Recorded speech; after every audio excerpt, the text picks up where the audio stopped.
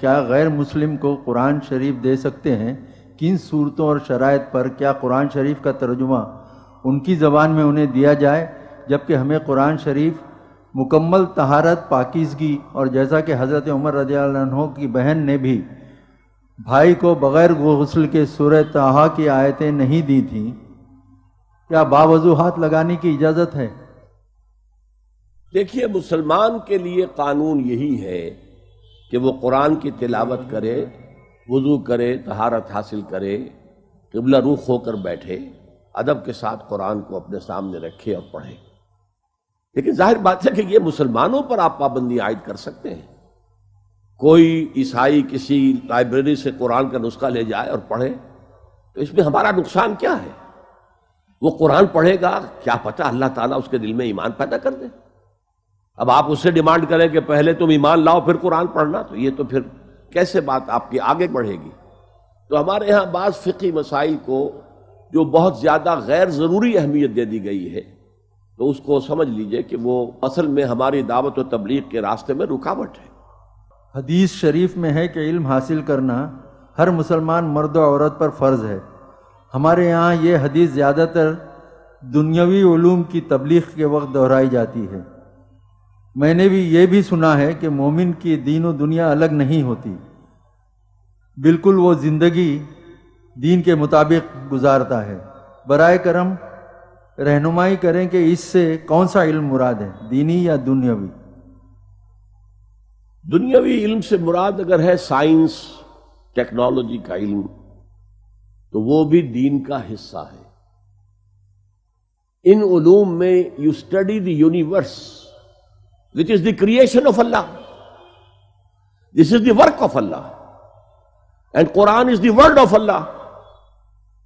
تو کسی انسان کے بھی قول اور فعل میں تضاد ہو تو آپ کہتے ہیں گھٹیا آدمی۔ اللہ کے قول و فعل میں تضاد نہیں ہو سکتا۔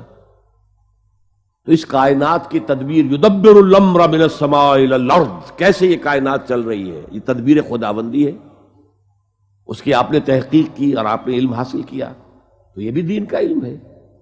البتہ یہ دونوں علم ساتھ ساتھ چلنے چاہیے۔ انسان کو دو آنکھیں اللہ نے دی تھی، دو علم دیے تھے۔ ایک علم، علم الاسماء، علم آدم الاسماء کلہا، یہ ہے، اسی سے ایکسفولیشن ہوئی ہے اس علم کی۔ پوٹینشلی پوری حضرت آدم کو دے دیا گیا تھا پورا علم، لیکن رفتہ رفتہ رفتہ رفتہ یہ کھلتا چلا گیا۔ دوسرا، وَإِمَّا يَأْتِيَنَّكُم مِّنِّي هُدًى، ہدایت، علم ہدایت وحی کے ذریعے سے آئے گا۔ جب آئے گا تو جو اتباع کرے گا میری آیات کا، اس ہدایت کا، فَمَن اتَّبَعَ هُدَايَ فَلَا خَوْفٌ عَلَيْهِمْ وَلَا هُمْ يَحْزَنُونَ، نہ خوف ہوگا نہ حزن ہوگا۔ وَالَّذِينَ كَفَرُوا وَكَذَّبُوا بِآيَاتِنَا أُولَٰئِكَ أَصْحَابُ النَّارِ هُمْ فِيهَا خَالِدُونَ۔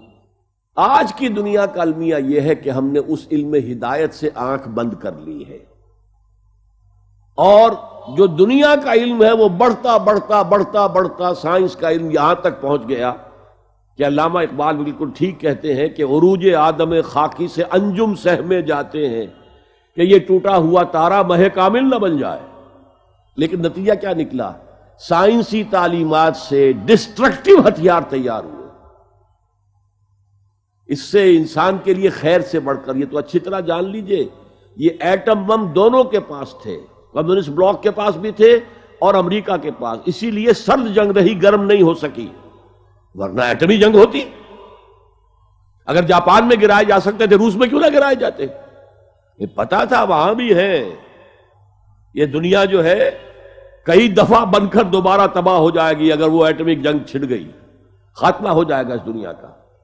تو یہ کچھ آپ نے اس سے حاصل کیا ہے۔ اب جو weapons of mass destruction, biological, chemical, یہ سائنس سے حاصل کر کے کس چیز کے لیے استعمال کر رہے ہو؟ آپ نے سنا ہوگا وہ سائنسدان انتہائی جو ہیں بعد میں رنجیدہ ہوئے کہ ہم نے یہ کیوں ایجاد کیا ایٹم بم؟ ایجاد ہماری تھی، استعمال تو سیاسی لوگ کر رہے ہیں، حکومتیں کر رہی۔ تو یہ جو دجالیت ہے، یک چشم جسے کہتے ہیں، دجال کی ایک آنکھ ہوگی، تو جو دجالی فتنہ ہے اس کی ایک آنکھ ہے، وہی کی ہدایت، اس سے آنکھ بند، اور یہ آنکھ چوپٹ کھل گئی۔ اور واقعہ یہ ہے کہ اس کے نتیجے میں آج انسانیت بڑے خطرناک مرحلے پر آ چکی ہے۔